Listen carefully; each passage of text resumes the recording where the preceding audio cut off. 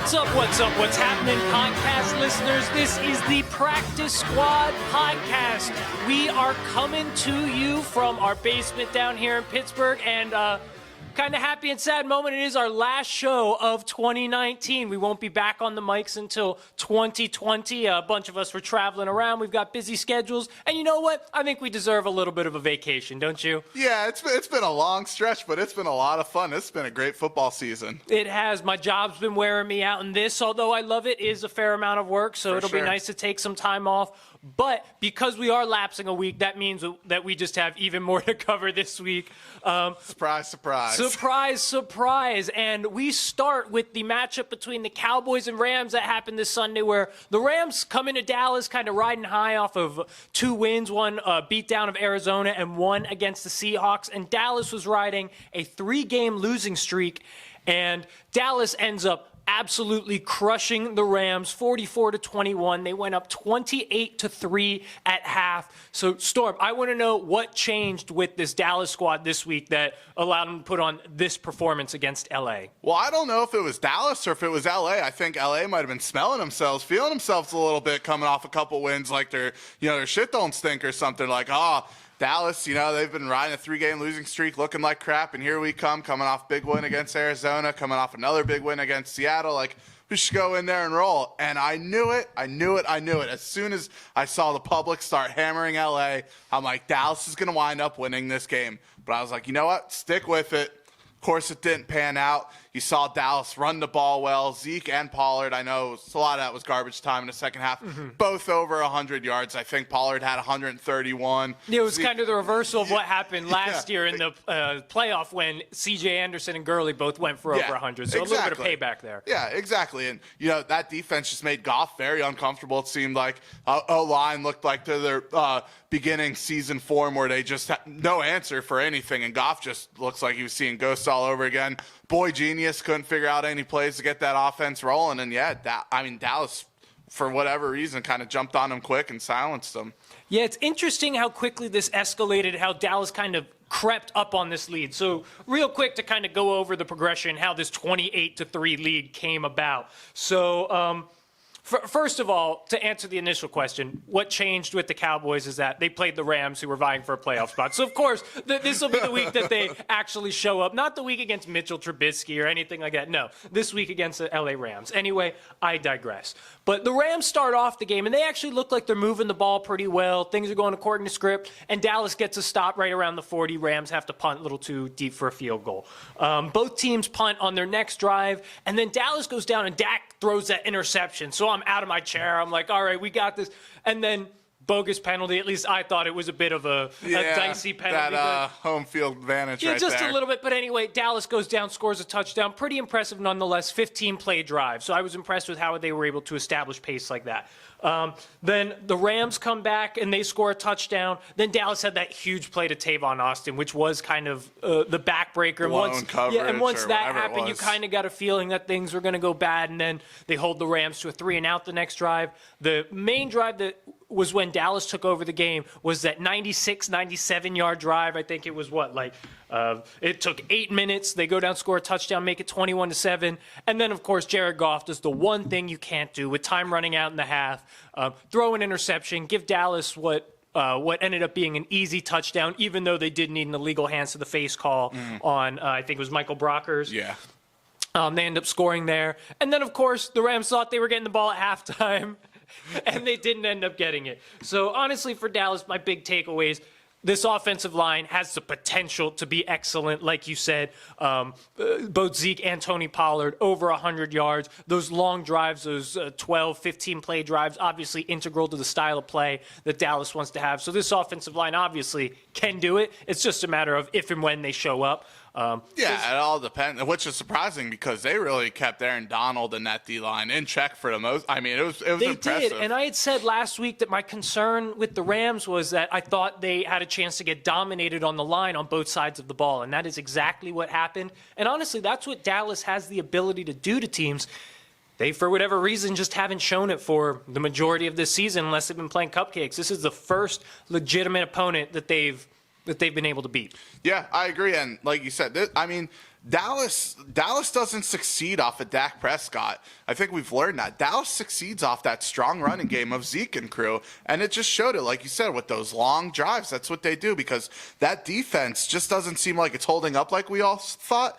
So them scoring quick is actually a disadvantage for that defense, and they're getting cooked right on the other end right away. So, yeah, those long established drives is what Dallas is. That's how they're going to win football Absolutely. games. And Dak has shown he has the ability to kind of, if he needs to, make big plays down the stretch, and he can put the team on his back. But absolutely, they have to at least try to establish the offense through Zeke, because it opens up so much more for them as a whole. Anyway, a team that also got by with the win on Sunday, albeit a much closer game, was your Philadelphia Eagles, where they ended up coming back against the Washington Redskins after Dwayne Haskins kind of sliced and diced them in the first half. They end up winning that game. What was it? I don't have the score. 24-17 it was? No, it was 34-24 or something like that. Oh, yeah, that's what it was. 34-24, yeah, because there was a garbage time touchdown. Anyway, they squeak by with that win after squeaking by against the Giants in an overtime win. Nonetheless, Carson Wentz led them on some game-winning drives. I want to know what grade you give him for his past two performances. Yeah, so I mean, to me, he's two different Carson Wentzes that we've been seeing. The first half of the game, he's like B-, man. He looks like he's got the yips, he's jumpy, he's not settled. And then all of a sudden that fourth quarter hits, and this guy has been playing lights out. Now I get it. It's against Washington. It's against New York. But look at who his targets are. I mean, it's not like he's throwing to Amari Cooper or Michael Gallup. He threw the game-winning touchdown pass to Greg Ward, who, mossed Josh Norman, which was pretty cool for a practice squad guy to come out and do something like that. We're going to try to get him on the show, practice squad, Oh, yeah. But, to me, it's just A+ for him right now. He was 11 for 11 in the fourth quarter last game, which I don't care. Again, I don't care who it is. That's still impressive no matter how you look at it. Absolutely, without a doubt. So, even the fumbling is a big concern when it comes to him. And when he fumbled when they were, I think it was 24-24, 21-21 or whatever, and he fumbled, luckily the D held, but that's a big issue for me. Outside of that, I thought he played really well. And sneakily, he has good numbers. He's 25 touchdowns, 7 interceptions. Like, he's playing good football for the hand he's dealt to a point, but there's definitely been some issues. Yeah, I'm pretty much on the same page with you here. I gave him a B. So really, it's a tale of two halves these past 2 weeks for Carson Wentz. In the first half, he's just not quite able to get it going. And whether or not you want to attribute that to having a lack of depth at wide receiver, you can do that. But he does still have Zach Ertz and Dallas Goedert, who are two above-average tight ends. And obviously, Ward has been playing above his expected productivity. Boston Scott has come in and been an effective player. So it's not like he doesn't have any talent around him, but I will admit that he's at a disadvantage there. And then in the second half, it's like he kind of regresses in the third quarter, but then going into the fourth quarter, he kind of picks it up. And I don't know if he's just one for the late game heroics, but you know what? It does matter a lot more what you're able to do at the end of games as opposed to at the beginning of games. You kind of hit the nail on the head, though. That fumble against Washington is unacceptable. That just can't happen. Your team is fighting for their playoff lives, and if that's a team even slightly better than the Redskins, the Eagles lose that game because of that play. So that's the kind of stuff. He's been fumbling a lot these past couple seasons, and it's one of the major flaws in his game right now. I still don't love how his mechanics look out there. He does look a little bit uneasy, but he's athletic enough that he still finds a way to make the throws when he needs to. Yeah, I feel like, and also when you look at the first half, I feel like that's on Doug Peterson, that's on Mike Groh, to get him in some. Yeah, I feel like he's more comfortable on the run, out of the pocket, and they're just making him stand there and be a pocket passer. Get him on some bootlegs. Let him run around a little bit. Let him get into the flow of a game that way, rather than just having him sit there like a statue trying to throw an out to Ertz or, a little wheel route to one of the running backs or something. Yeah, I kind of agree. Like, he's an athletic guy. Sneak a few more RPOs in there or something like that. Let him run around with it. That busted play where he scrambled out of the pocket and rifled that pass to Miles Sanders for that touchdown through that window, that was damn impressive. That's there are not many quarterbacks in the league that can do that. Yeah, so to me, that's on the coaches as well. Get him moving around a little bit. He's not a pocket passer, and that's where your mechanics comment comes into. In the pocket, he just doesn't look like a pocket quarterback. He looks like he's relying on his athleticism, which is fine. But use it to your advantage when you're calling plays. I mean, it's not complicated. Yeah, I agree. Yeah, you have to coach to your players' strengths. And hopefully, for your sake at least, Doug Peterson is able to do that this weekend, because the NFC East is on the line when the Dallas Cowboys come to Philadelphia to play your Eagles. Both teams sit at 7-7 right now. Dallas won the first matchup, so they own the tiebreaker technically. If they win this game, Philly's out, Dallas is in. So obviously there's a lot of pressure to go around, but I want to know who in this game you feel is under the most pressure. Yeah, I'm going to go right back to who we just talked about. It's Carson Wentz. I mean, I understand the hand he has right now. I understand the talent that's around him, but you're paid $130 million for a reason. Yeah. This game isn't in Dallas. It's in Philly. You're going to have that crowd behind you. You got to make a way. If that defense, the defense at home allows 18 points per game, I think. If you get allowed Dallas to 20, 21 points or under, you better win that football game. I don't care. Like, there's no excuses. For Wentz, he wasn't, he beat the Rams. That was his last big game of 2017. Now this is like the most of a playoff game that he's had in his career. So let's see, this is a big game for him. I think I wouldn't say it's one of the biggest games of his career, like some people are saying, but it's definitely up there. Oh, I think it's one of the biggest games for both quarterbacks in their career thus far. But I think it's 100% Dak Prescott that has the most amount of pressure on him going into this game.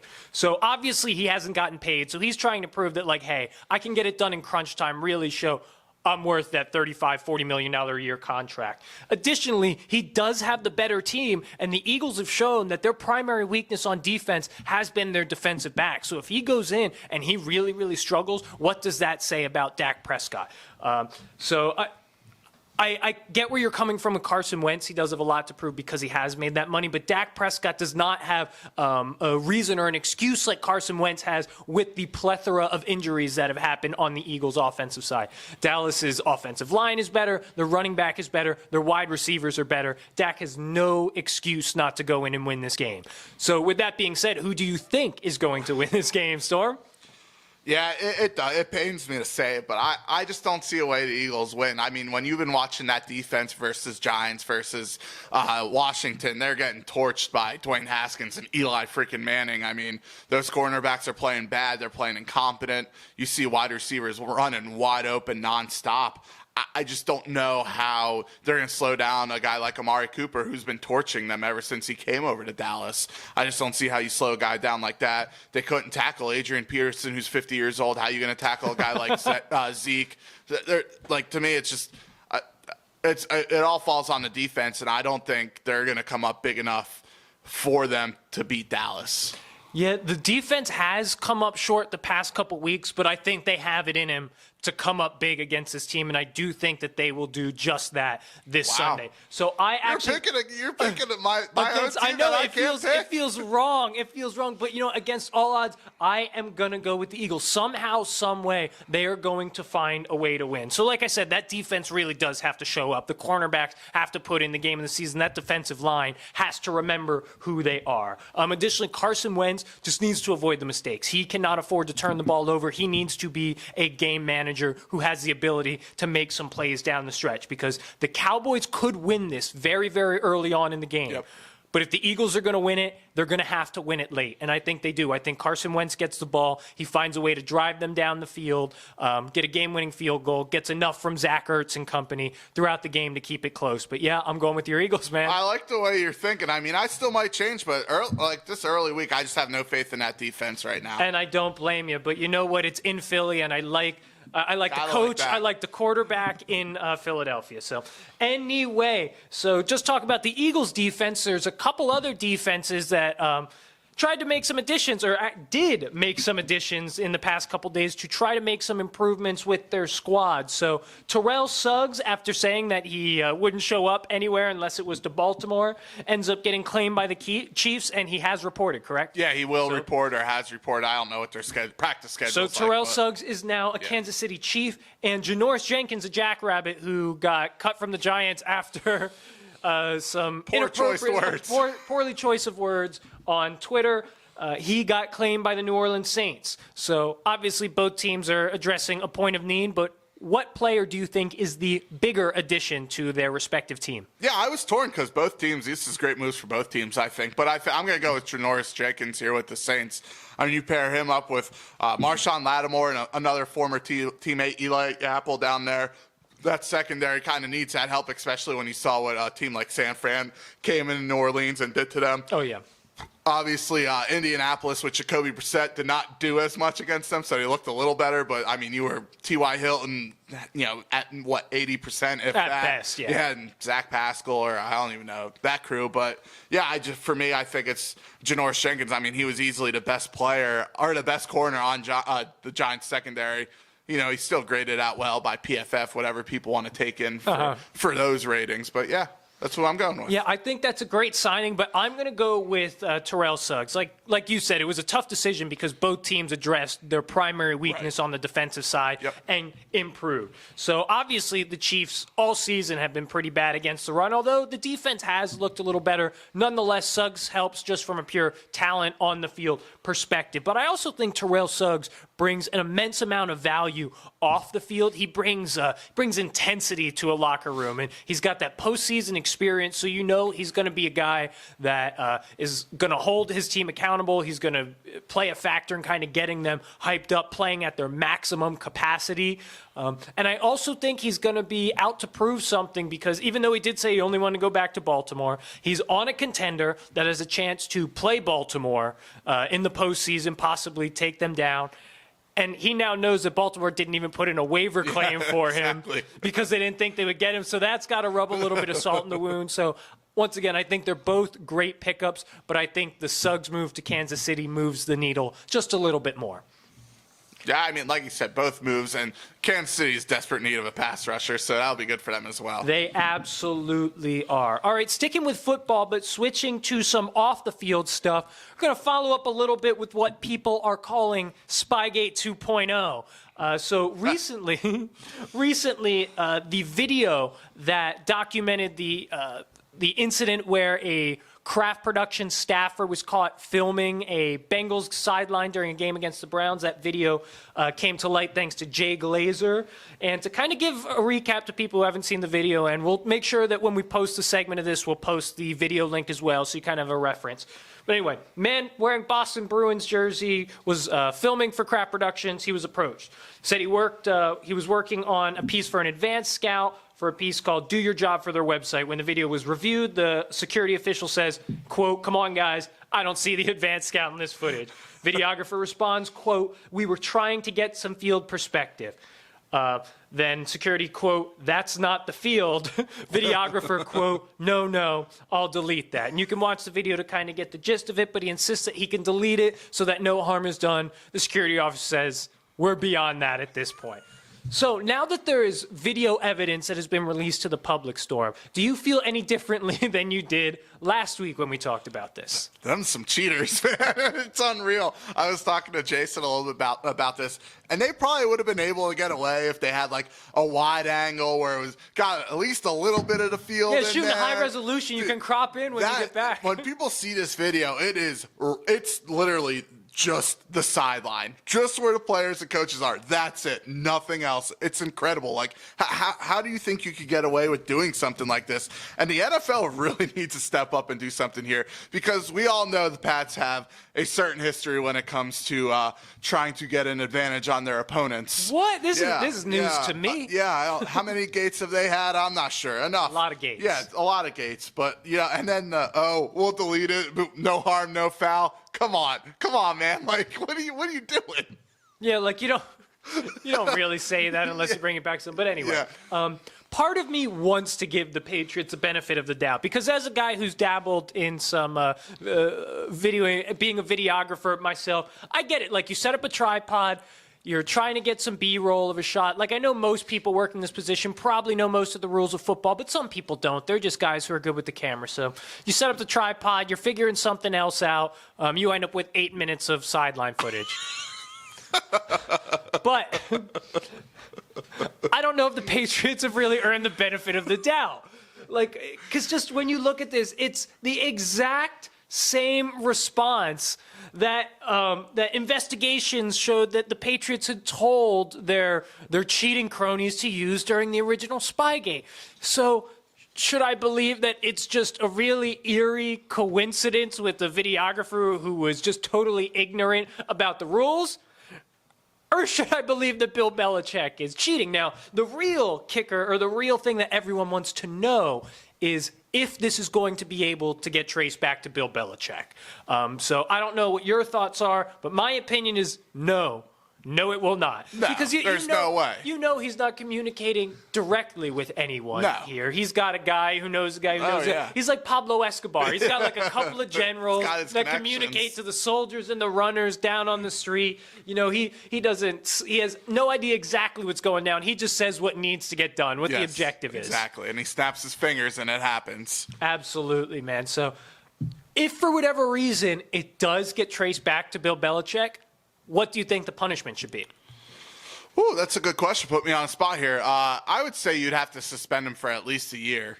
Yeah, I think that's At kind of the least. consensus right now. Yeah, I think that would be good. You know, you would probably have to, probably like a playoff forfeiture for next year, perhaps. Oh, see, that's a big one, making the whole playoff forfeiture. And then you go where it hurts the most too. You go at the draft capital. You take a first, a third. Yeah, that's happened though, and it hasn't really hurt the Patriots. Like, I get it, because if they do have an investigation, they probably won't be able to prove anything for sure. So Right. you can't really like suspend him for 3 years. But They've done this long enough where they have probably the right answers. They're towing that fine line, and they're not going to find enough to really make it go hard.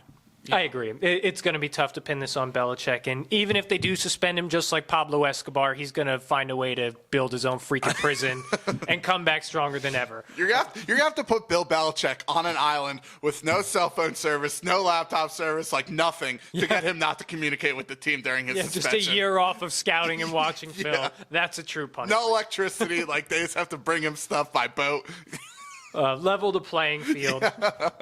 Anyway, we got to move on. And this one I'm actually excited to talk about. It's a big moment this past Sunday for Drew Brees, who, en route to a really convincing win, set the all-time record for most touchdown passes in NFL history. He passed Peyton Manning.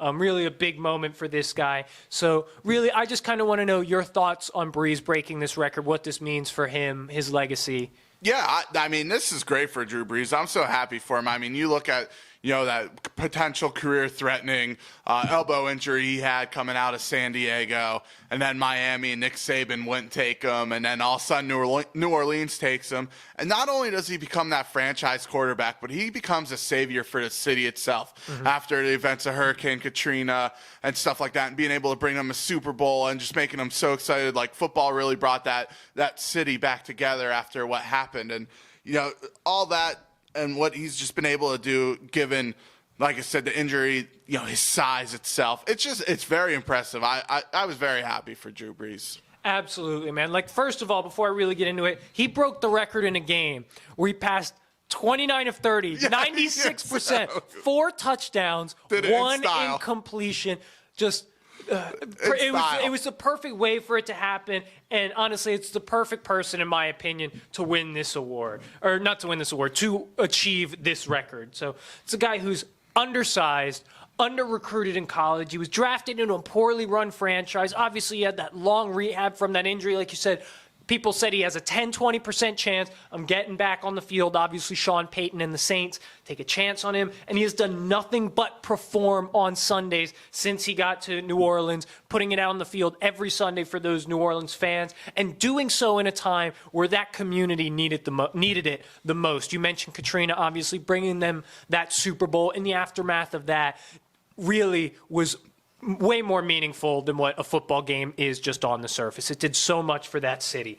And he's made the Saints not only a legitimate team, but a team that's been consistently considered a Super Bowl contender, at least on the offensive side, where Drew Brees can control it. And he's done this all by, according to all accounts, being the first guy in the building, the last guy to leave, the hardest worker in the organization, and he's done it while being an exemplary person and teammate. So, you know what? Congrats, Drew Brees.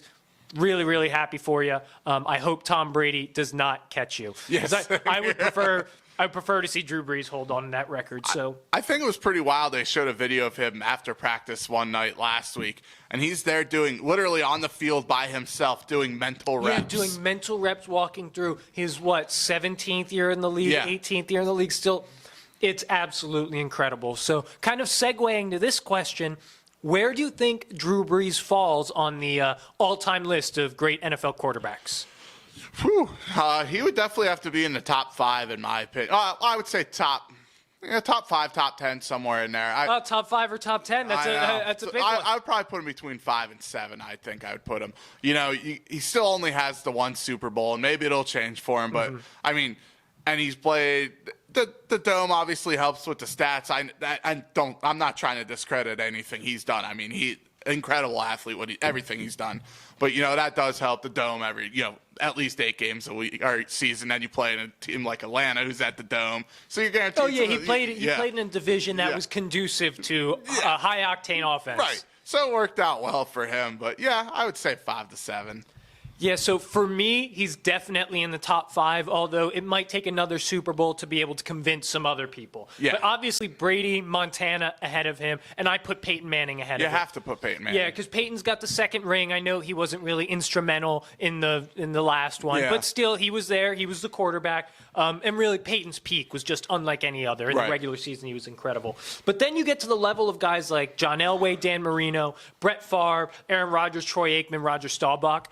And really, you could make the argument that Drew Brees is ahead of all of those guys. And honestly, I would like Elway and maybe Aikman are the two. But Aikman even didn't blow you away because he had Emmitt Smith, and that offensive line was a star of that team. Elway didn't really win until he got Terrell Davis kind of in the twilight of his career. So I don't know. You just look at him, and he's a guy who's got the record for most passing yards, passing touchdowns, completions, completion percentage in one season. He's just – you look at the numbers, and if he had 3 Super Bowls, people would argue if he's better than Montana. Absolutely. Yeah, absolutely. I mean, you'd put him at number 2 probably behind Brady at that point. Absolutely. So, once again, congratulations, Drew Brees. You deserve it. We're happy for you. I hope you hear this, because if you do, that means our podcast is making some waves. So Come on the show. We'll talk about it. If anybody happens to know Drew Brees personally, or he's like a friend of a friend, just shoot him a link. We'll give you a shout out on the next show. Anyway, we're getting close to the end of our first half of the Practice Squad podcast, so that means the one and the only NFL Rapid Fire is about to begin, guys. Rapid Fire! That's right. So you guys know the drill. A plethora of NFL questions answered by myself and Storm in a rapid fashion. Hence the name Rapid Fire. Got to get my words right before we start this. Good start to the rapid part. Oh, we always start off strong to this. Nothing less.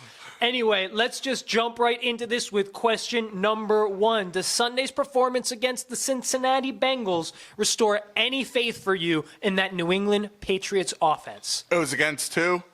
The Bengals? Yeah, I think that's what I said, yeah. Okay, next question. Yeah, I agree. No, it was the Bengals, and they got a lot of help from their defense. Honestly, the picks, including the pick 6. Brady didn't even have 130 yards. No player had more than 3 catches on that offense. I don't know how that happens and you score 34 points, but yeah, I agree. My feelings haven't changed. Will Freddie Kitchens be one and done? I think he should be, and it looks like he's already lost the team, and I honestly think if they want to save a player like Baker Mayfield, who has tremendously regressed, I think they have to move on. I think they should as well, but they won't, because John Dorsey's ego's too big, and he doesn't want to lose on the Odell and Freddie Kitchens decisions. He's already going to lose out on Odell. He's got to move him. I think he gives the Freddie and Baker experiment one more season to see if it works. I agree, but I think that's what they do. It's the Browns. Do you expect anything but mistakes? Okay, kind of segueing off of that, how confident are you that Baker is actually the answer at quarterback in Cleveland? I'm a lot less confident than I was at the beginning of the year, that's for sure. I just don't know what happened there. He doesn't look like the answer. Say they do move on from Freddie, though. That's 3 years, 3 coaches for him. I mean, you got to think about all the scheme changes, the playbook changes. But yeah, I'm not so sure right now.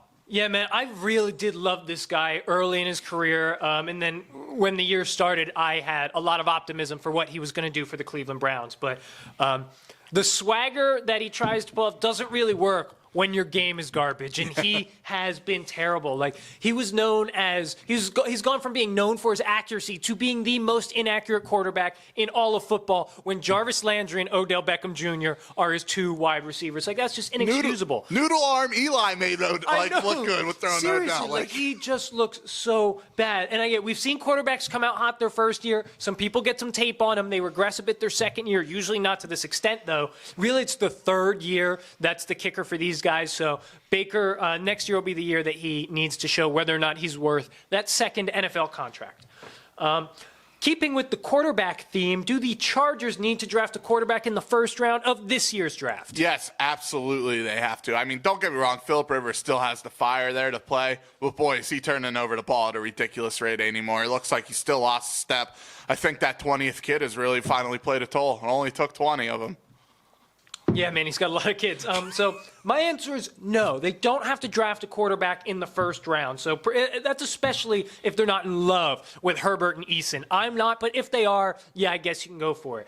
I'm not saying you shouldn't draft a guy in the later rounds, a third or fourth round guy that you feel like has some high upside, an overachiever guy like a Dak Prescott or that sort of talent. But I think they should go get Cam because, number one, it would make a splash for the move to L.A., give people something to get a little excited about. Number two, that roster is not totally broken right now. Like, they have some flaws. They had some big injuries this year. But a healthy Cam does make that team at least a semi-competitor in the AFC.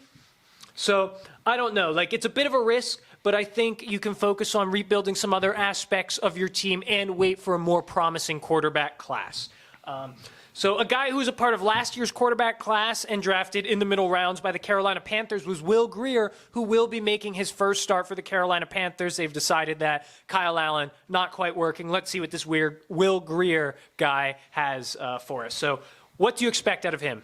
I expect him to prove the Panthers wrong for playing Kyle Allen all these weeks. Will Grier's my boy. Come on, man. Light it up. No, seriously, I don't know. I don't think there's going to be much come out of him. Come on, after that, I thought you had all this confidence in Will Grier. I was getting excited I like to the watch move. him. I think it's a great flyer.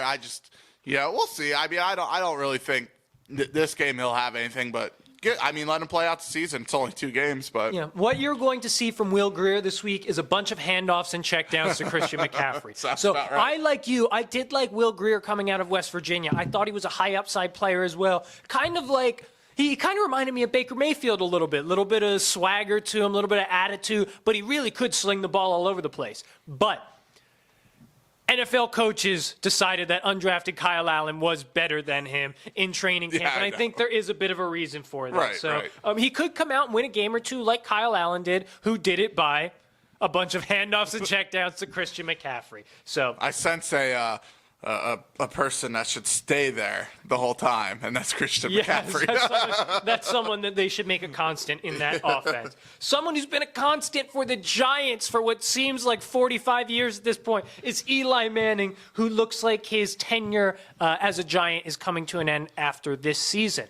Question is, do you think Eli should give it a shot to go play somewhere else? Yeah, why not? If he still thinks he has it, go for it. Are you kidding me? Look what he did to that Eagles defense. If he goes to a team like the NFC East, Why? Why not? Go down to the Dolphins. Throw it to Devontae Parker. It's already 2 years too late. Obviously, he looks decent playing against a bad Eagles secondary after he's been secondary you have faith in against the Cowboys. After he's been resting on the bench all season. This guy, he can string together a game or two, but he's shown us. He has shown us the past 2.5, 3 years that he should not be a starting quarterback in this league, and I don't want to see Eli as a backup anymore. Live your dream, Eli. If you think you can keep playing, hang it up, Eli. Hang it up. It's time. It is time. Live your life. All right. Is it time for the Jaguars to clean house of Eli's former coach, Tom Coughlin, as well as Jaguars coach Doug Marrone? Absolutely. That franchise is a freaking train wreck. I know. You got one right. There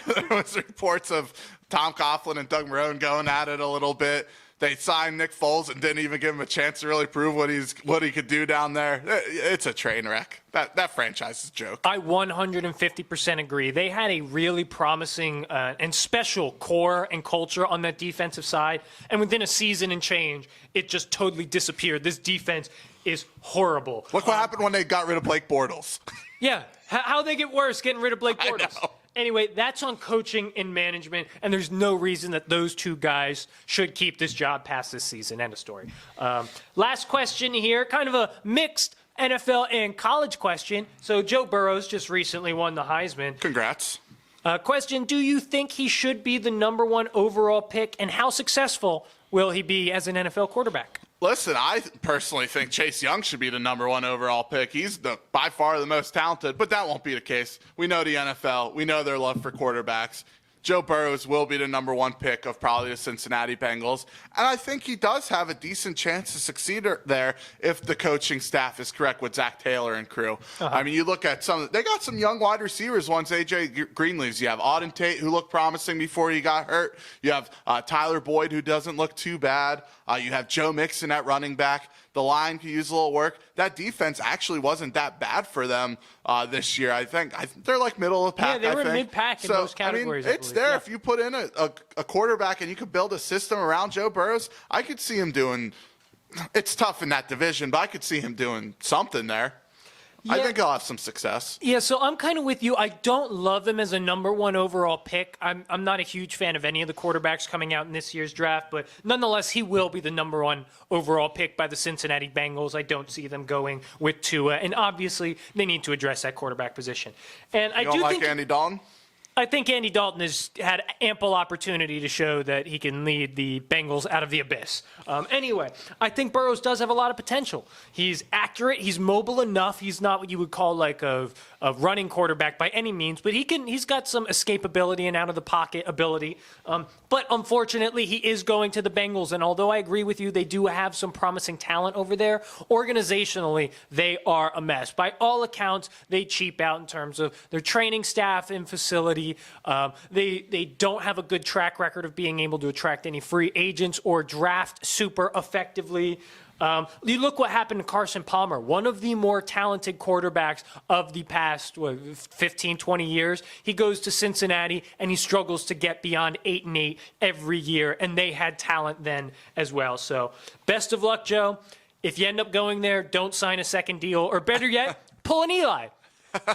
On Eli's wave out, it would be an homage to Eli Manning to refuse to go to the Bengals. They can trade with Miami. Miami will send Tua to Cincinnati.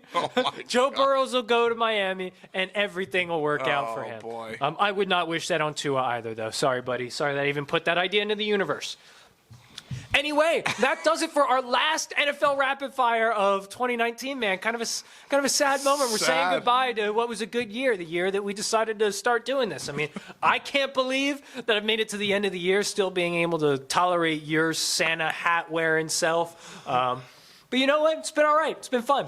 I've been enjoying it a little bit, You know what has made it more fun, though? The fact that I get to drink beer while I do it, because I don't know if I'd be able to do this without the beer, I wouldn't man. be doing it sober with you, that's for sure. Hell no. And the beer that was chosen by our producer James this week comes from Trogs Independent Brewing. We like Trogs here on the show. It's fairly local to us, and they make some damn good beer. And but a lot of different beers. A cranberry blood orange tart ale that James is going to come on and tell you about. So I'm just going to step off screen and enjoy it while James talks about it.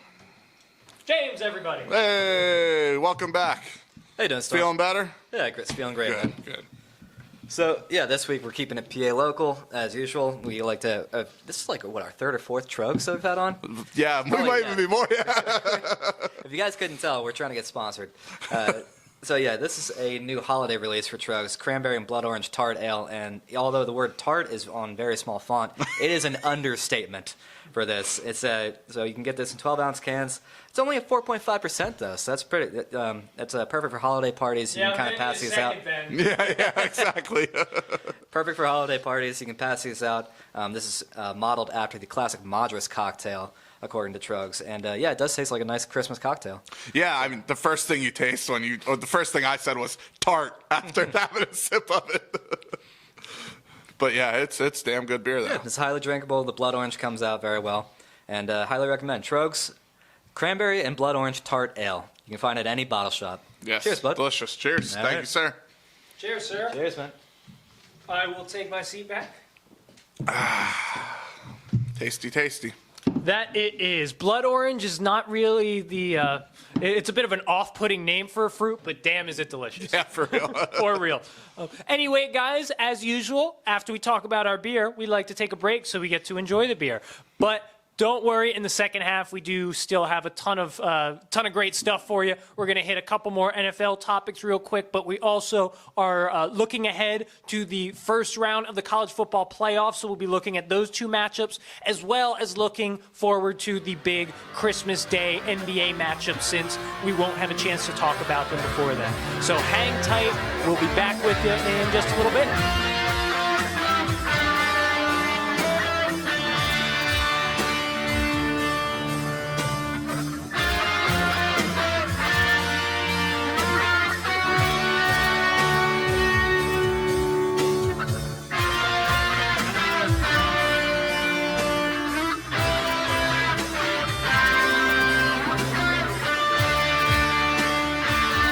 Welcome back, guys. It is time for the second half of the Practice Squad podcast, a.k.a. the final half of the Practice Squad podcast for the year 2019. Sad times. Sad times, but you know what? Also, happy times. You know Yes. what? New year, new me, right? That's what they say, right? That's what they say. That's what we're going to try to go for next year. We are. Guys, we actually had a bit of an interesting break. So, as you heard during the first half, Storm and I were talking about whether or not we felt like Tom Coughlin should get fired from the Jaguars. Well, apparently, you know what? Some reporters must have been floating around here. They heard what we were saying. They thought, you know what? These guys have a good point, because Tom Coughlin was just fired. According to Sports Illustrated, they posted a tweet as well as an attached article. And Storm, you were the one that is our scoop reporter. You figured this out, so tell me what you were kind of reading. Yeah, all I saw was basically that, Tom Coughlin fired for the second time in 2 decades by the Jacksonville Jaguars. I mean, it all that's came pretty full circle impressive. for him, man. Yeah. All came full circle. I mean, I think we all know why. He's had some issues. Because they're bad. They're bad. Or, you mishandled a player like Jalen Ramsey, stuff like that. The whole Doug Marrone Paid thing. Blake Bortles all that money, and then you paid Nick Foles and not give him a chance. yeah, So, just a bunch of bad decisions. It needed to happen. the writing was on the wall there, and they would be silly not to fire Marrone as well, because if you're going to bring in a new GM, you better bring in a new head coach that the GM wants. Absolutely, yeah. There's no chance that Marrone sticks around. They're probably just letting him stay around until the end of the season and then move on from him. Anyway, so that's some Practice Squad breaking news right there, even though at the earliest you're going to hear this on Thursday, which by that time, this news has already crossed your Twitter feed. And It's fun for us. it's fun for us. We feel like we're cracking a story here. Yeah, exactly. Anyway, we are going to move on to a segment that we love to start our second half with. That is Storm's Best of the Week. And although you did struggle a little bit last week, when 1 and 2, you went against your gut calls, and that ended up backfiring. Yes, it did. But I'm hoping for your sake and for the listeners' sake that we are going to have some better luck this week. So what do you have for us? Yeah, like you said, we went 1 and 2 last week. Switched 2 out that were winners. So if you actually ignored me on social media and just took the bets from the video, you'd be sitting pretty at 3 and 1 this We week. hope that that's not usually the approach you take, ignoring us exactly. on social media. Right. But if it happened this time, we are hope you all did. right with it. Yeah, we hope you did. So, Atlanta plus 11 hit, obviously, with the upset win there. LA, which what should have been the one I pulled, I kept, they lost. And then I put in Oakland, and boy, they put up a stink fest for those Raiders fans. I feel so bad At least, for them. yeah, in the second half That's they terrible. did. First half, Yeah. it looked like they were going to cruise to a win. Yeah, terrible. So again, 1 and 2. We are 40 and 24 on the season. That's a 62.5% rating. Our winning percentage, we're doing really well. So still having a lot of fun. So we're gonna start the season, or start today right. We're gonna get into a little bowl season action right here. Ooh. Now, like you said, there are bowl games all throughout all the weeks Yeah, through basically Christmas, until through a every couple day. days after New Year. So this one's on Friday, and we're taking Buffalo minus 6.5 versus Charlotte in the Bahamas Bowl. Now, this is Friday at 2 o'clock, so hopefully these guys are listening beforehand. They get their Friday lunchtime, they throw that bet in, Buffalo minus 6.5. You look at it, in the last 3 years, Buffalo's 9 and 2 versus teams allowing 31.5 or more points per game. Charlotte lets up about 33 points per game. So just playing a little trend there. Charlotte is 1-6 against spread against teams allowing less than 3.35 yards per carry on the ground. Buffalo's at 2 yards per carry. MAC in the Bahamas Bowl is 4-1, the MAC conference. Buffalo's a MAC team. So you're playing a lot of trends here.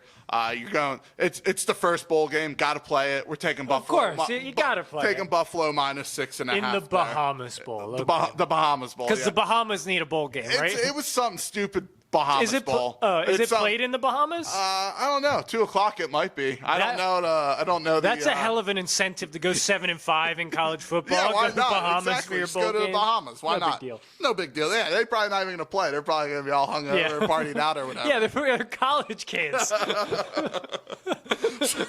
So A 20-year-old just puking on the sideline because he had too many Mai Tais. That's Hawaii. That's insensitive to the Bahamas. I'm all sorry. right, you're dragging my segment out. Whatever. Whatever. So again, when it comes to bowl games, keep an eye out on the Practice Squad podcast page on Facebook, at TPS Pod on Twitter. I will try to give them Hopefully as much Storm's as updates possible. are actually good this week. Yeah, hopefully they're good. But they're not going to be changes. They're going to be fire. You know, they're going to be gut feels right off the bat. So Gotcha. They might be that day, maybe the night before. We'll see what happens. All right, game number 2. Come on, So you're dragging. jump into the NFL Sunday. Give me Houston -3 at Tampa Bay. Jameis Winston, while hot, has lost Mike Evans and now Chris Godwin in back-to-back weeks. He's got no one to really throw to. They're not really playing for a playoff spot. They haven't covered a spread at home yet. Houston, on the other hand, is 5-2 on the road. They win, they're in. They clinch the division. They only win it. So that incentive there to potentially rest their starters week 17. 3 points is pretty small for them, I think, this week. Give me Houston -3 at Tampa Bay. And then the final game is the two teams I actually backed off of in Green Bay and Minnesota. Green Bay +4.5 going to Minnesota. Monday night game with Kirk Cousins. I know this game doesn't mean a ton for Green Bay, but I don't see how you kind of.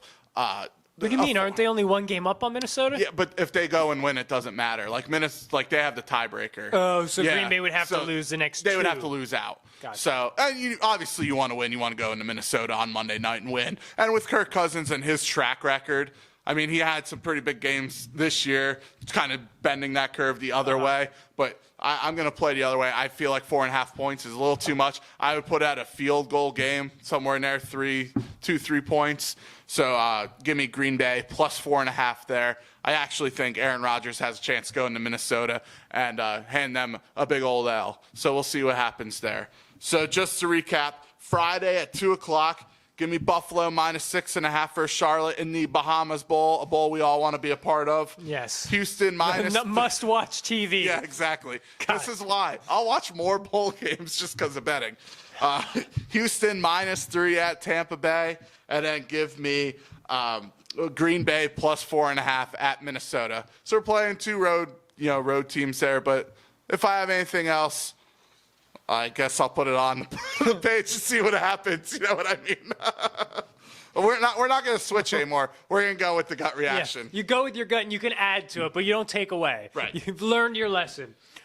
All right. Well, like I said, hopefully you have better luck this week. I do like your picks a lot this week. I really like Houston over Tampa Bay. Like you said, no Mike Evans, no Chris Godwin. I think that screams advantage Houston there by at least a touchdown. Yeah, so a game or some games that are not included in your bets of the week, and probably because they're still a little far out, got some time, are the two semifinal matchups for the college football playoffs. So the first of those two matchups in the Fiesta Bowl is Clemson versus Ohio State. OSU, technically the home team, as the number 2 seed, but obviously a neutral field. Actually don't even know where it's being played at. Tostitos? I'm not sure either. It's a good question. Yeah, it's a good question that we don't have the answer to. Anyway, Storm. A dome in America somewhere. You're so smart. How to get such a smart partner on the Could show. be not a dome. It could be. Never mind. Anyway, I just kind of want to know. Thank God it's the last show of the year. Seriously. Can you tell we're running out of gas a little bit? Need to refuel. But third time trying to ask you this, Storm. What do you expect to see in this game, and who do you expect to end up getting the win and punching their ticket to a national championship? Yeah, when you look at Clemson, obviously they really haven't played anybody yet. So this is a huge test for them going against a Ohio State defense and offense, but defense that has dominated the Big Ten for the most part, and anyone outside of FAU who put up, or FIU, I forget which, FU, whatever it is. FU too. Yeah, the 35 points they gave up to those guys in the beginning of the season. But, yeah, I mean, you look at, like, Trevor Lawrence is playing very well, like very good football. I think like through the last half of the season, his numbers are better than Joe Burrow. And then you look at their running back, Travis Etienne. Yes. Very good running game. And then, I think what it comes down to, though, I think it comes down to whether or not Chase Young can make that fourth quarter play, what he's been pretty much known to do this season. He's had, whether it's a big sack or a strip sack or, something like that to get Ohio State a good chance at a game-winning field goal or a game-winning touchdown drive, something along that nature. If that defense doesn't step up in the fourth quarter like it should, I actually think Clemson pulls this game out. Yeah, so I am also going to go with Clemson here for a few reasons. Reason number one, if I don't, Maddie will kill me. She will kill me, and that is not an exaggeration. But seriously, though, so what Clemson has to do to get it done, let's start on the offensive side first. So first and foremost, they have to get Etienne going. So this is a guy who averages almost 9 yards a carry, and he's got 17 scores on the year. So obviously, he's been an effective key player in that offense all season long. But it's not even about moving the ball that's the top priority in regards to getting him going. It's to make sure you're keeping those guys like Chase Young and Devin Hamilton from getting after Trevor Lawrence. You can't just have them in the second half thinking they have a green light to get to the quarterback because Clemson has moved off of the run. So you need to keep those guys honest. And then additionally, Justin Ross is going to need to shine in this game. Obviously, he's Clemson's number 2 receiver behind T. Higgins, who's had an absolutely phenomenal year, 13 touchdowns, absolute baller for that team this year. But T. Higgins is probably going to be matched up with Jeff Okudah a lot, and this is a guy who a lot of people are saying is going to be a top 5 draft pick. So Trevor Lawrence will probably be relying on Justin Ross, who's going to have the other matchup, or really just whoever Okudah is not guarding is going to be the guy who has to shine. And then defensively, Brett Venables needs to blitz his guys early and often. They need to focus on bottling up J.K. Dobbins and making sure Justin Fields has to make quick decisions from the pocket. Do not give him the ability to get outside. Now, obviously, the cornerbacks for Clemson are going to have to step up because that wide receiver unit for Ohio State is great, but I believe that Tanner Muse back there playing safety gives them enough support there. He's going to be able to hopefully make some plays on the ball, throw off that Ohio State offense. And then lastly, the most important player for Clemson on defense is Isaiah Simmons, their linebacker. He is going to be the key to slowing down Justin Fields and J.K. Dobbins. Obviously, he's going to be the guy playing the RPOs that they run, guarding Dobbins when he runs out as a receiver, and playing spy on Justin Fields. So I think it's going to be a much closer game than we've seen in the past when these two have matched up. I know Clemson beat them 31-0 when they played them 3 years ago, but I do think Clemson wins it. I'm just nervous because I haven't seen it this year. I know they've got the experience on both sides of the ball, which is something that Ohio State lacks. Almost everyone on Clemson's squad has been in the playoffs, whereas basically no one on Ohio State has. But yeah, I'm nervous because I haven't seen it this year against any quality opponents. Yeah, they really haven't had to show it. I mean, I think the spread's there, 2 points right now, 2.5 somewhere in there. I've seen it, like 2.5. I think everyone's expecting it to be a close game, and Clemson could be the better team. I mean, both teams are a little bit disrespected. I mean, you look at, really quickly, you look at Clemson, who started off, we talked about last week, started off number 1, went undefeated, wound up number 3. Yeah. And then you look at Ohio State, who got jumped in the last week after a comeback win against Wisconsin. Wisconsin. Kind of pinballed between 1 and 2 for a while. They got jumped and they got pushed back to 2. And, a lot of people thought this might be an actual, title matchup, but now you're seeing it in the first round. Yeah, going to be a hell of a game, though. I think the other two teams kind of dodged a bullet because I wouldn't want to have to go up against Ohio State or Clemson with the way that they're playing right now. The other game, though, as I mentioned, and of course I didn't put the bowl game down here. What is it, the Peach Bowl? Is it the Peach Bowl or Sugar Bowl? I want to say it's the Peach Bowl. At least it's not the Bahamas Bowl. No, it's not. It's not the Bahamas Bowl. They do not play this game in the Bahamas. Anyway, that's when the number 4 seed Oklahoma matches up against number 1 LSU and Heisman Trophy winner Joe Burrow. So kind of same thing. What do you expect to see out of this game and who wins it? I see a lot of points. The over-under set at 76 right now. That's bonkers, man. I kind of hope it goes up a couple more points. I'll hit You that can hit under that a little bit. You do love your unders. Hey, that's where the money's made, man. You look at it, it's Joe Burrow's Heisman winner versus Jalen Hurts. Obviously, there's been some reports came out yesterday and today. Looks like a couple Oklahoma players are getting suspended for the game, including their best pass rusher, Perkins. Oh, really? Yeah. I didn't even see that. Yeah, failed drug test is the rumor right now. So you lose him. They lost their number 2 running back and then a receiver who hasn't contributed much. But those 2 players right there, they're big losses.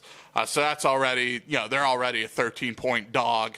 You look at stuff like that, it's like that probably bumps it up to 14 and a half. I think Jason told me it went up to at some point yesterday.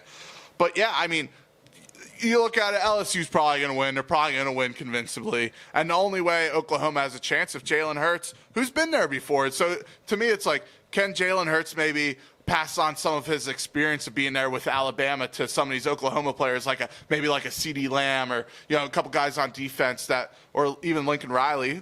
They've also been there, but like Jalen Hurts has been there, man. He's got the title. He's won the title.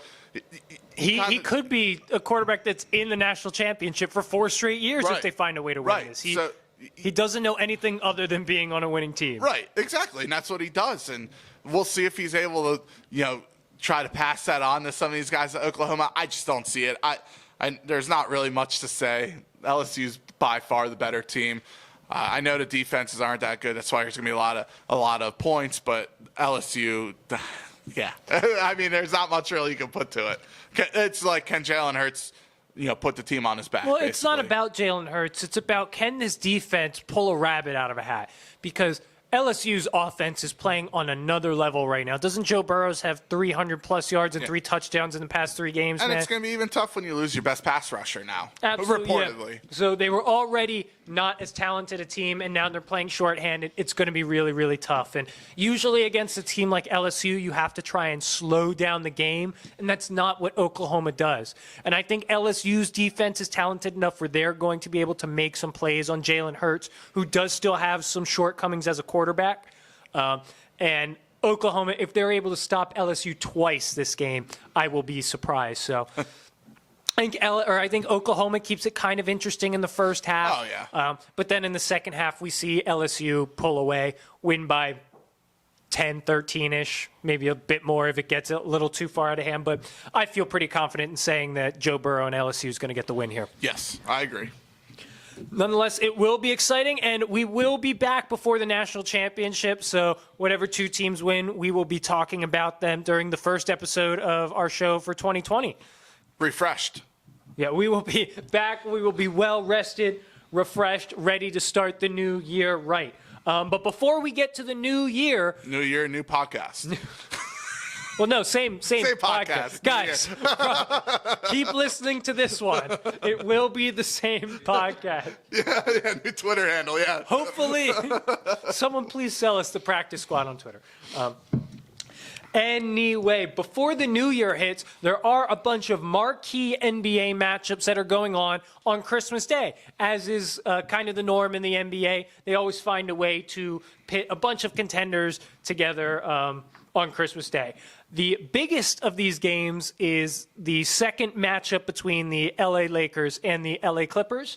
Both teams are at home and both teams are away, actually. Fun fact. Stupid joke. No, you don't have to clap. It wasn't funny. Tiger, baby. Golf clap. It wasn't funny. So, Do you expect the same outcome as the first time that they matched up, or do you expect things to go a little differently this time? Well, first of all, the NBA should have a flex scheduling for the Christmas games like the NFL does. I talked to Jason about that. There's some pretty crappy games on Christmas. Probably flex some others. Golden State's there is the worst team in the league right now. But anyways, yeah, when you look at the Lakers, I mean, they're off to a ridiculous start to 24-4, I think. Yeah. They already have a 5-game lead on the LA Clippers.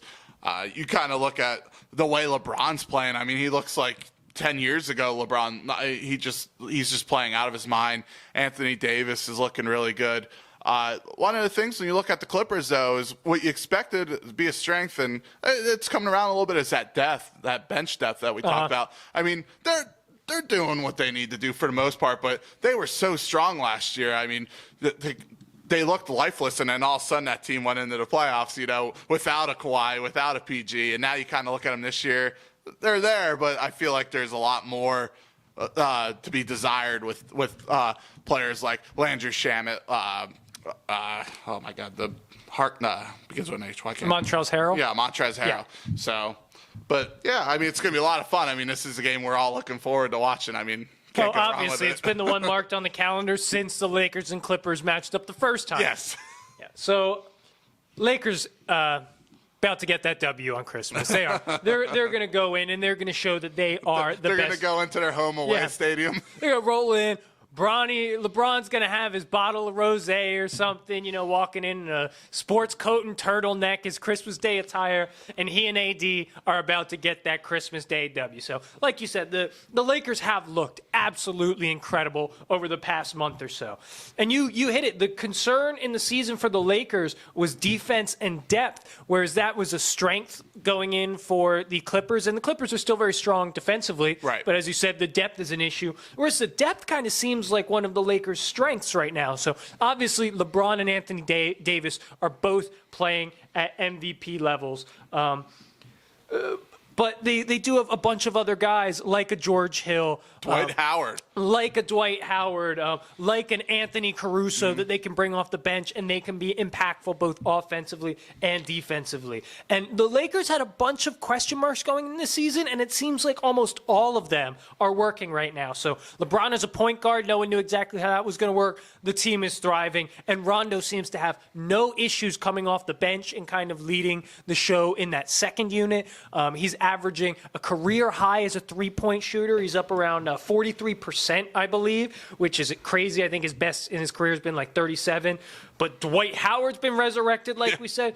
And they may not have a Lou Williams or a Montrezl Harrell, but they do have guys like Avery Bradley, Alex Caruso, to come off the bench and make an impact. Now, my one concern for this Christmas Day game is that the health and status of Kyle Kuzma is still kind of up in the air. Yeah. It's unsure whether or not he's going to play. But I think even without him, that they have enough to take down the Clippers. And what you're seeing is that the Lakers are taking this regular season a lot more seriously because they did have a lot more question marks. Like I said, they had more kinks to work out.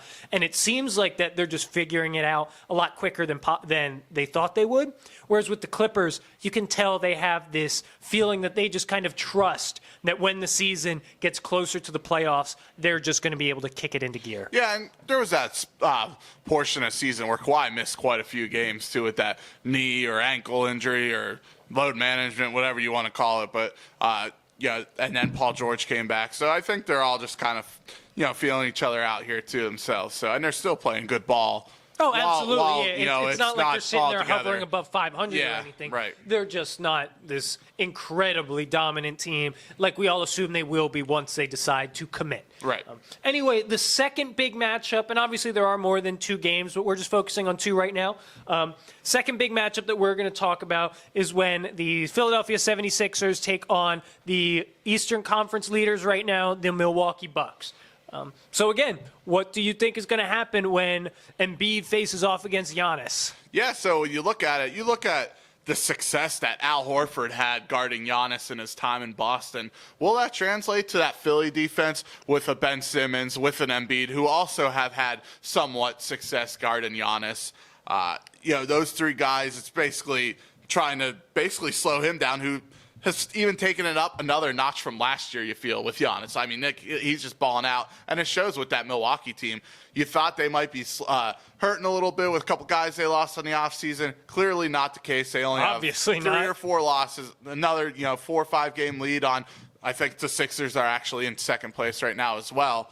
So, but yeah, and then when you look at a player like Joel Embiid, who's obviously the heart and soul of that team, no matter how good a Ben or Tobias Harris is playing at all-star level right now himself too. But Joel Embiid needs to go in there and dominate like he did against Boston earlier last week or the middle of last week, showing that he's the best player on the floor, not turning the ball over. Give it to him on the post. Make it, just push whoever he's guarding.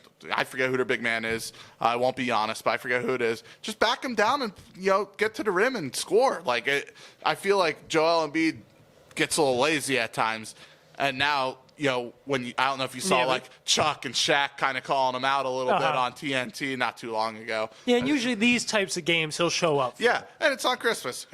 I mean, Joel Embiid loves to give the people what they want on Christmas. He's just like us here at the Practice Squad Santa podcast. Joel, He likes to put on a show. Yeah, exactly. And who doesn't, But yeah, I mean, and again, like I said, Tobias Harris is playing at all-star level right now, and it sure looks like they hit on Matisse Thybulle in the draft. It does. He looks like he he's is shaping playing out really well. good right now. So we'll see.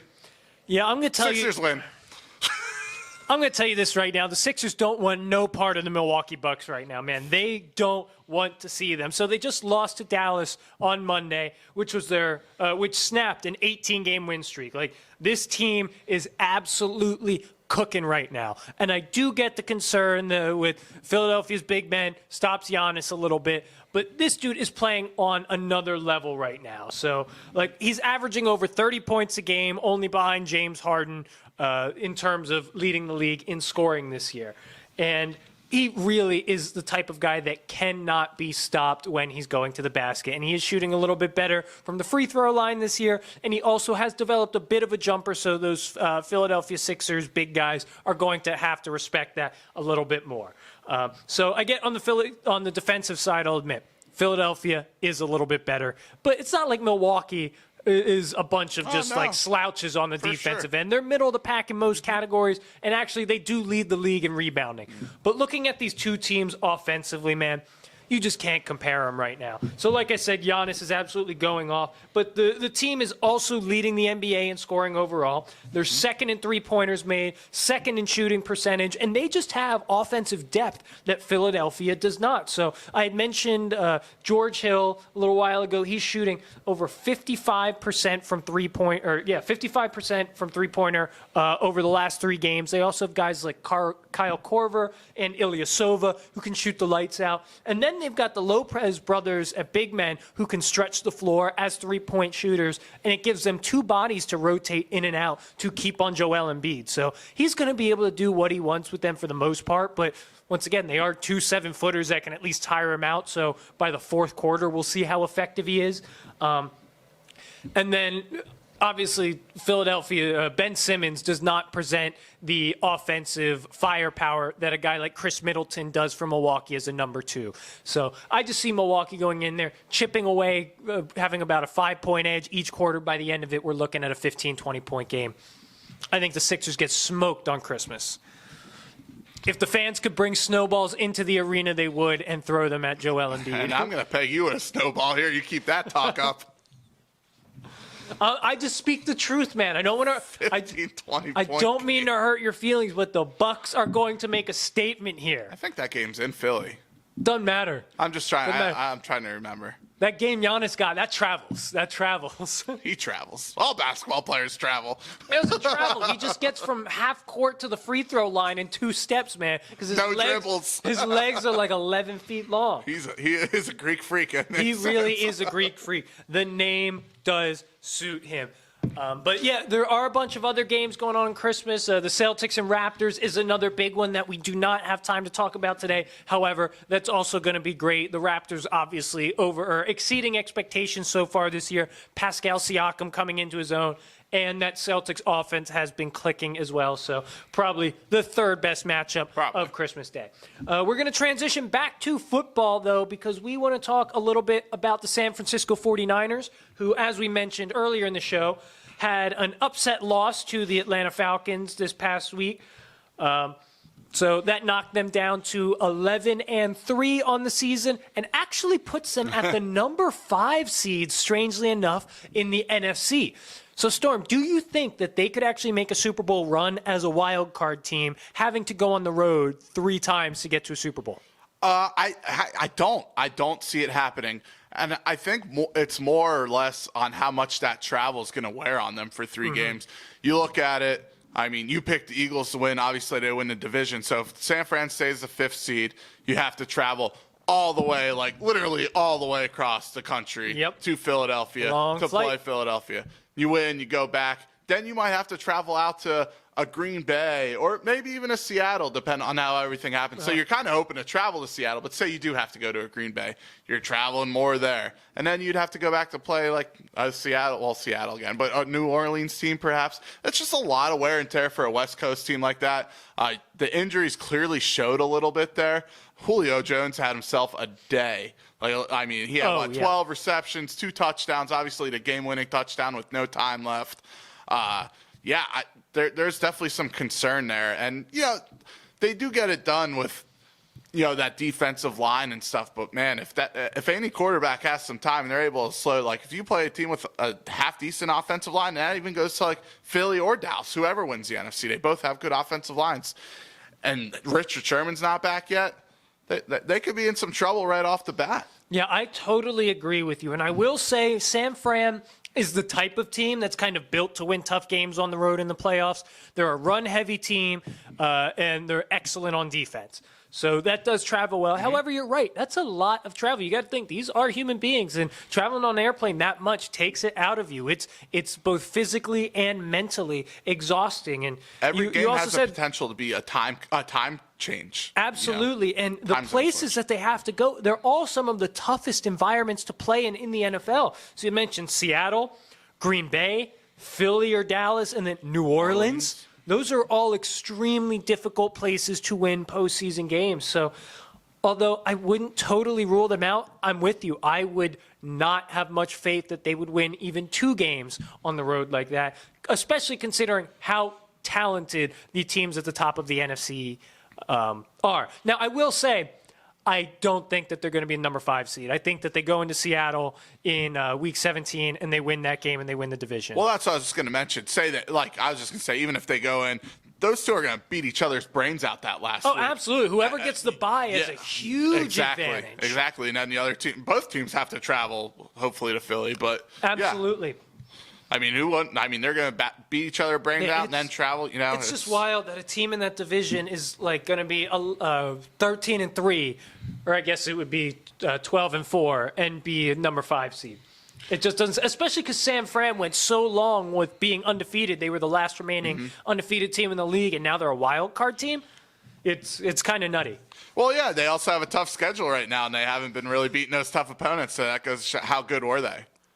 I still think they're pretty damn good. Yeah, I agree. I'm just saying, you look at. That's true. They weren't just the clear-cut favorite dominant team in the conference. I get that, and I do think, like you said, injuries are playing a role in that. I hope for their sake that they're able to get as close to fully healthy as they can before the postseason, because it would be a shame if they played like they have as an offensive, defensive units throughout the season, and then they don't have all their guys. It just kind of be disappointing. Anyway, a guy that has not been disappointing this season is none other than Lamar Jackson, quarterback of the Baltimore Ravens, who this weekend broke Michael Vick's single-season rushing record. Storm, how impressive is this accomplishment? Yeah, it's impressive. Anytime you're beating a guy like Michael Vick, who was one of the best run-pass quarterbacks in the league as well, that's always impressive. Good for Lamar. He's obviously clearly the MVP now after last week's performance.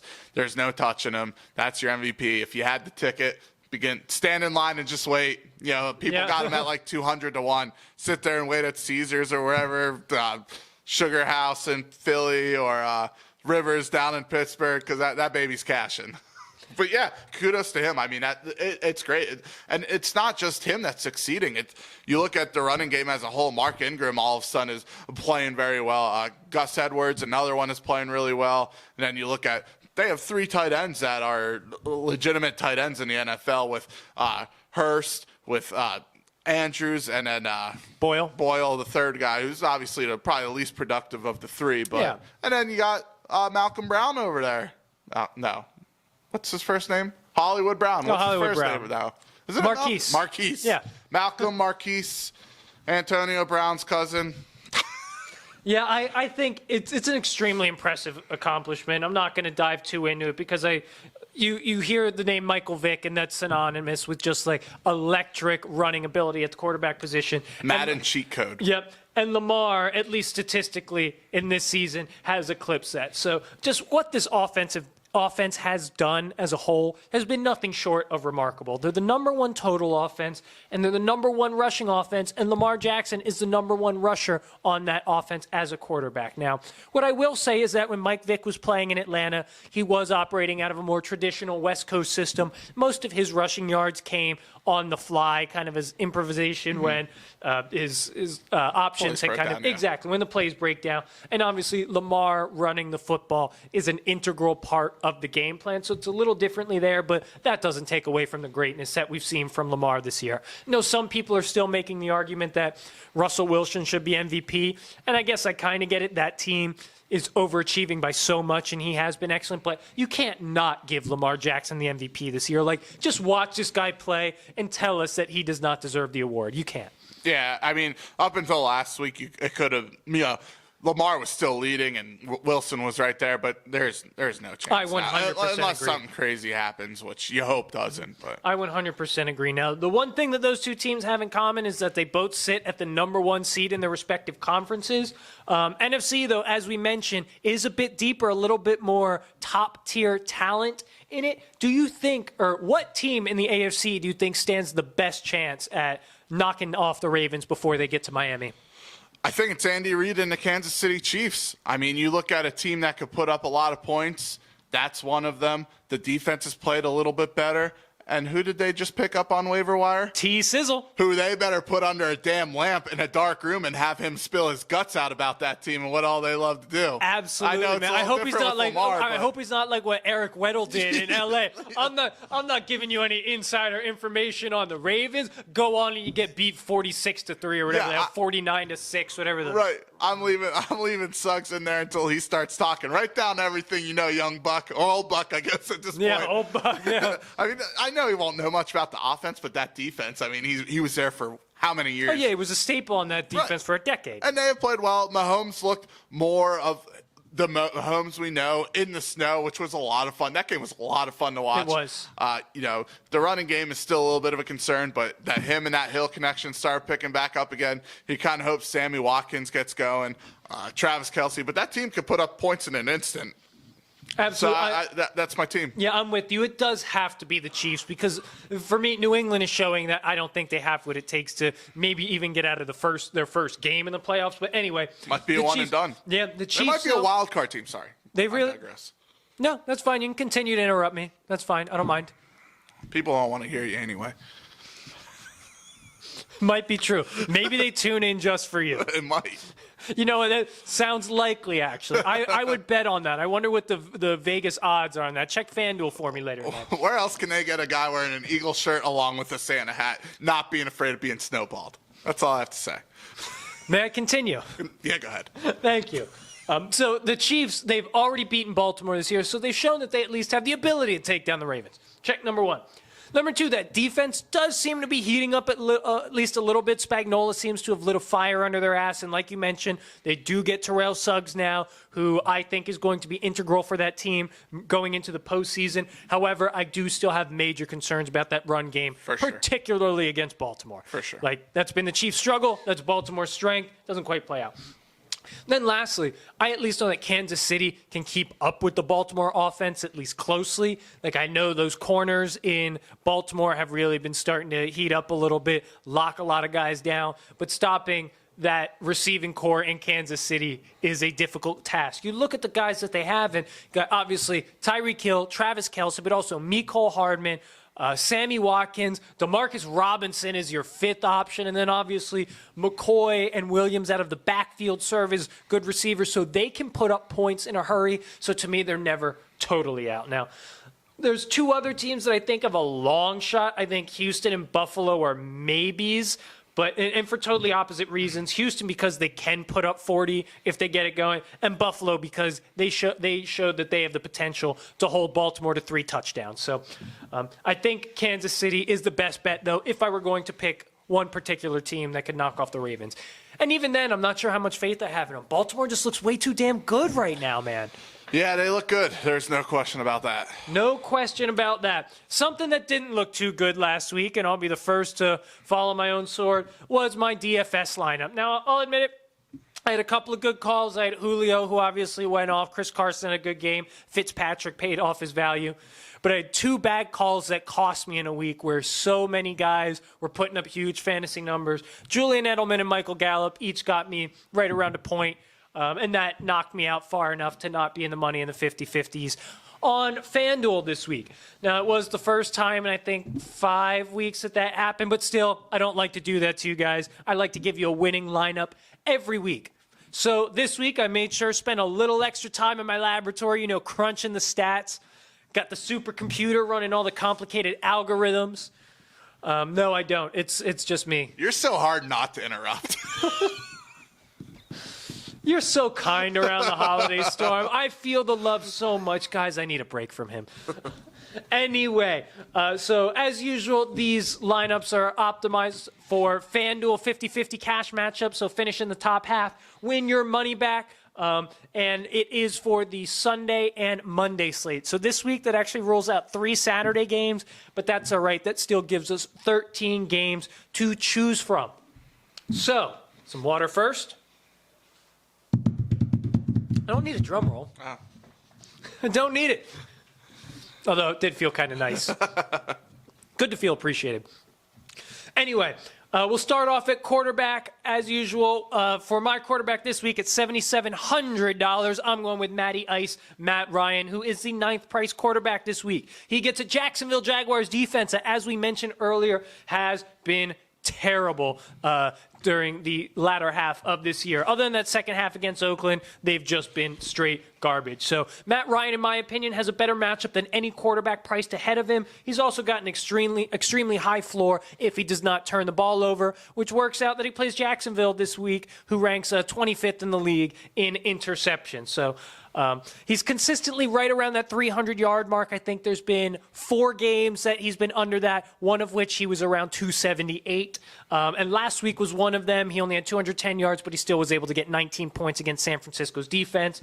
Love Matt Ryan this week at $7,700. At running back 1, I'm going to go with Chris Carson, just like I did last week, and for similar reasons. He's the workhorse now there with Rashad Penny out. Last week he had 24 carries, was able to turn that into 26.2 points. This week he gets a Cardinals defense that isn't quite as bad as that Carolina defense was that he played last week, but they are still bottom 10 in the league against fantasy running backs. So Carson's volume and virtual monopoly in terms of goal line touches make him one of the highest ceiling, high ceiling, high floor combos, one of the best ones that there is this week. I think he could be the 2nd or 3rd running back. He's priced as the number 6 running back. Give you perspective, $2,600 less than Christian McCaffrey. Okay, running back 2, I'm going to go with Devontae Freeman again. I know he was my flex play last week, but he had such a good week, I'm upgrading him to my RB2. And he's still just too cheap this week considering the matchup. So since week 2, in games that he has played against teams not named the New Orleans Saints or the San Francisco 49ers, he's scored single digits only once. So he has been a very consistent fantasy option. And as I mentioned with Matt Ryan, Devontae Freeman being on the same team also gets that same Jags defense, who have been the 2nd worst defense against fantasy running backs and are tied for the 2nd most touchdowns allowed to the position. So really love Devontae Freeman at $6,200. Wide receiver 1, I'm going to go with the best wide receiver in fantasy football, Michael Thomas. And basically, I could afford to fit him into my lineup and still like my other players, so I got to go with him. He has just been absolutely ridiculous this season, scoring 20-plus in 6 of the past 7 weeks and scoring single digits only once all season. He also gets a Titans team that has struggled against top wide receivers the past week. In 5 out of the past 7 games, they have allowed a number 1 to go over 100 yards. Those guys have been Mike Evans, DJ Moore, Tyreek Hill, Zach Pascal, and DeAndre Hopkins. So I have much faith that Michael Thomas is going to be able to do that, and you'll be able to find value in that $9,000 price tag.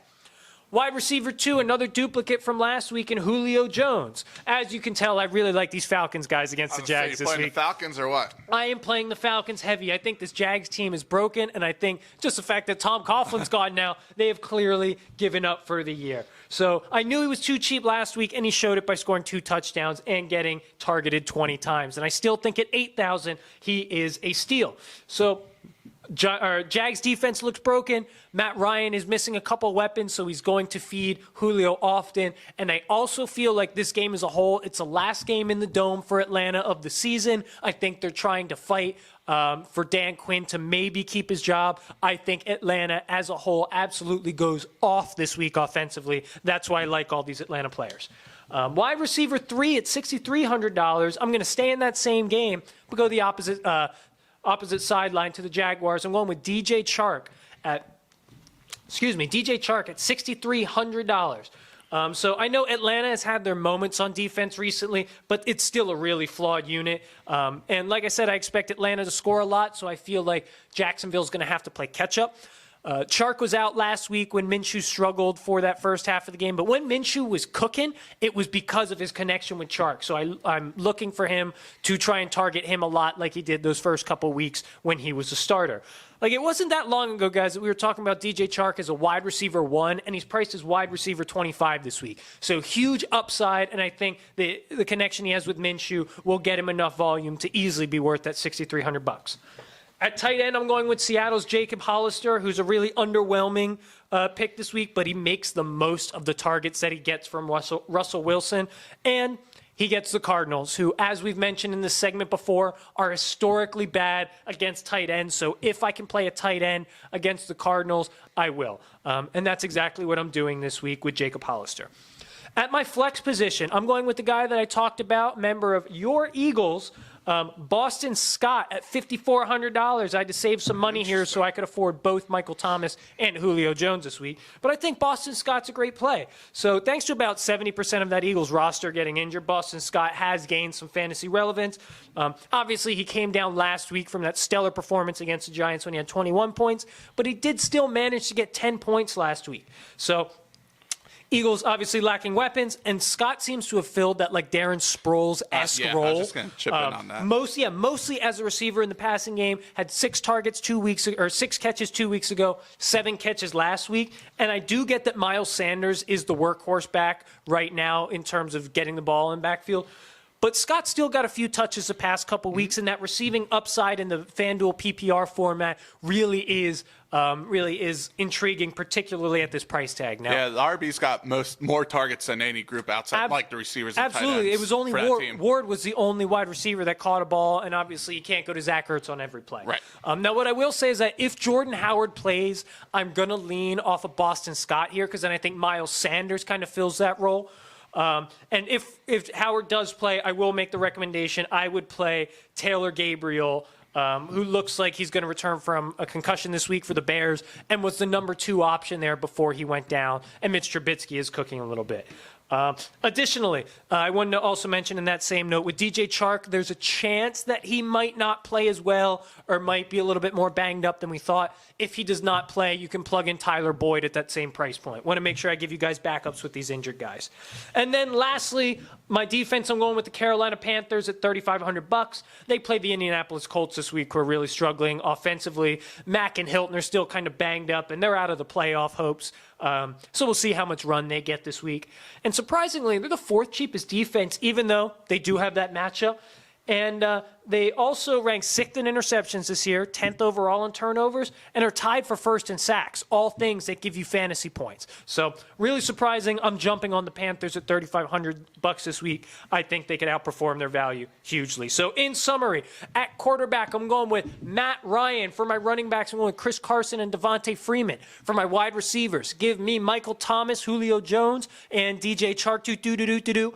At tight end, I'm going to go with Jacob Hollister. For my flex, give me some Boston Scott, that nobody on the Philadelphia Eagles. And for my defense, I'm rolling with the Carolina Panthers.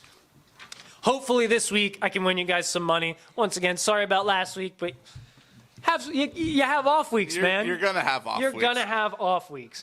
It's always how you bounce back, all of this advice is coming straight from the old noggin. Like I said, I don't have any secret cheat code. I'm not plugging stuff into the computer like Mike Clay, just punching in all the algorithms and math stuff. Nope. This is all free thinking, practice squad advice right here. Anyway, we are getting towards the end of our show. So final segment of 2019. So emotional. Don't cry. Storm, stop crying. I guess we have video proof on YouTube. But for those of you listening, Storm is crying right now. His tears are welling up. It's a sight to behold. But we are going to end our show, as we like to, with our NFL games of the week. And we've got 3 of them for you to close out the show this week.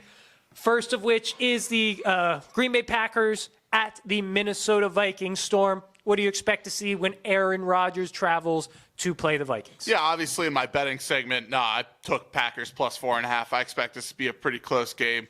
You look at Kirk Cousins, Monday night, prime time, all eyes on him. Minnesota kind of they don't have to have it, but they need a big win here.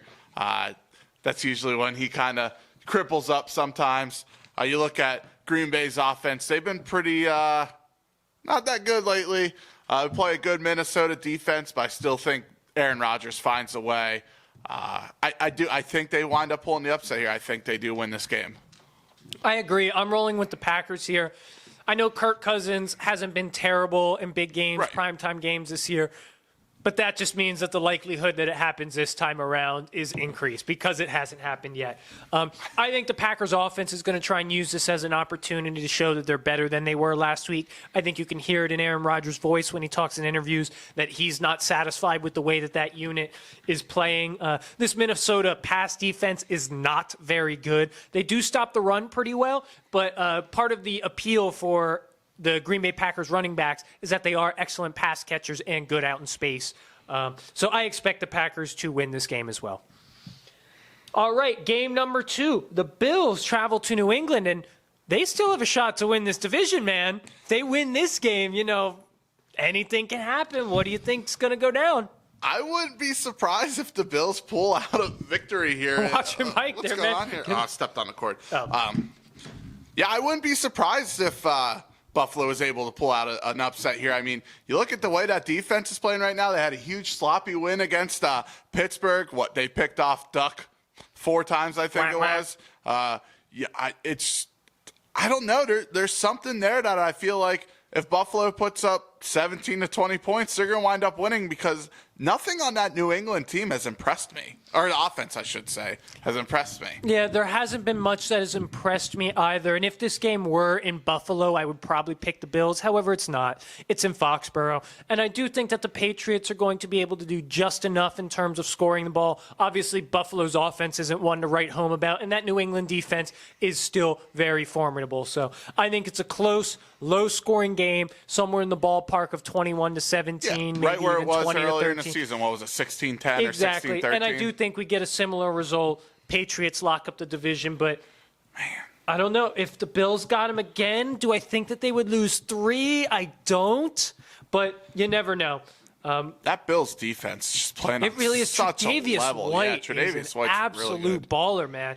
People don't talk about him enough. Nope. Anyway, last game of the week, and I'm kind of disappointed that even got to talk about it. I don't even know why this is a game of the week. I don't either. Well, it's really because of the 49ers, because when it comes to the Rams, I made a classic fan mistake, and I let a couple good games get my hopes up about them, and then everything that I already had known about them, all their weaknesses, they came back to light. They just wanted to crush me one more time. But anyway, our last game of the week is the Rams at the 49ers.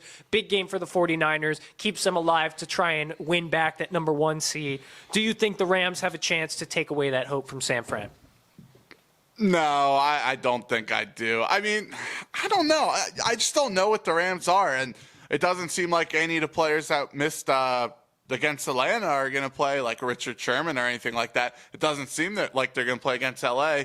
So you look at maybe Cooper Kupp, Brandon Cooks having a big game. I mean, Robert Woods was completely irrelevant against Dallas, right? Everyone was. Yeah, everyone. Everyone was. Yeah, everyone except Tyler Higbee. I don't know. This game I'm still pretty torn on just because San Fran, I mean, they're home, so I just give them the slight edge there. But, I mean, Atlanta went in there and beat them, so I have no idea. Yeah. But they have to win. It's a must-win because you have to win out to get home field or at least win the division. Absolutely. So. Yeah, this is a tough one to pick because I can't go with the Rams. I can't do it again. I can't go through that pain again.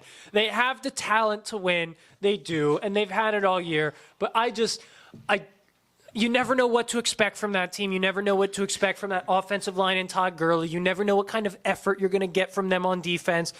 And I'm tired of having my heart broken, guys. I'll pick you again in 2020. But right now, I got to go with the 49ers. LA, just start to wrap it up early. Rest your guys. Figure out what you're doing, what's going to happen with your team. A lot of questions there. Why did I end the segment? That's such a sad way for me to end the year. Why did I do that to myself? You couldn't have stopped me? No. Couldn't have looked at the schedule and said, "Hey, Angelo, are you sure you want to do that?" Right when we're in. Yeah. I mean, Dallas might be ending both of our seasons this year, which is going to hurt real bad. So we'll have misery to bond over during the holiday season. Yeah, exactly. And with that, guys, that is officially the end of the Practice Squad 2019. But we are so excited to come back to you with the newer, the fresher, the much improved Practice Squad 2020 for you. We'll be coming back to you on January 2nd. That's when we'll be doing the next recording, so the day after New Year's Day, obviously. Want to take a moment on behalf of myself, Storm, and James to wish everyone a happy holidays.